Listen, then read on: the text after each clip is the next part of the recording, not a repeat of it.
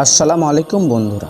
রমজান মাসে কিছু ব্যক্তির এইসব গুনাহার কারণে কবরে তাদের কঠিন শাস্তির সম্মুখীন হতে হয়েছে, এমন কিছু ঘটনা নিয়ে আজ আলোচনা করব।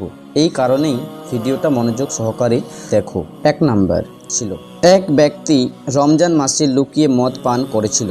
রাতের বেলায় যখন সে ঘুমিয়েছিল তখন সে একটি ভয়াবহ স্বপ্ন দেখে। তার পেট আগুনের মতো জ্বলছে আর তার মুখ থেকে আগুন বের হচ্ছে।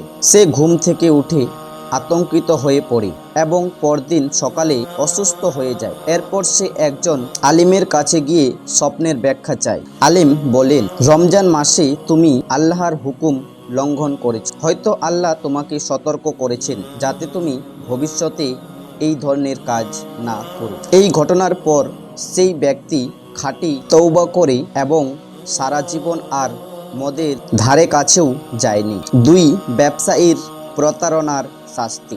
একবার 2 ব্যবসায়ী রমজান মাসে খেজুর বিক্রি করেছিল। তারা ইচ্ছা করে ভালো খেজুরের নিচে পচা খেজুর লুকিয়ে রেখেছিল যাতে ক্রেতারা ঠকে যায়। তারা মনে করেছিল রমজান মাসে ব্যবসায় বেশি লাভ করা উচিত, তাই তারা এই কৌশল অবলম্বন করেছিল। কিন্তু এক রাতে তাদের একজন স্বপ্ন দেখল যে কিয়ামতের ময়দানে তারা দাঁড়িয়ে আছে এবং তাদের খেজুরের বোঝা এত ভারী হয়ে গেছে যে তারা সেটা বহন করতে পারছে না। হঠাৎ এক গায়ের পুরা চেহারার ফেরেশতা এসে বলল, এই বোঝা তোমাদের প্রতারণার শাস্তি। তোমরা রমজানেও প্রতারণা করলে। ঘুম থেকে উঠে তারা এতটাই ভয় পেয়ে গেল যে সঙ্গে সঙ্গে নিজেদের ভুল স্বীকার করল এবং সব ক্রেতাকে ডেকে তাদের টাকা ফেরত দিল। এরপর তারা ব্যবসা শুরু করলো।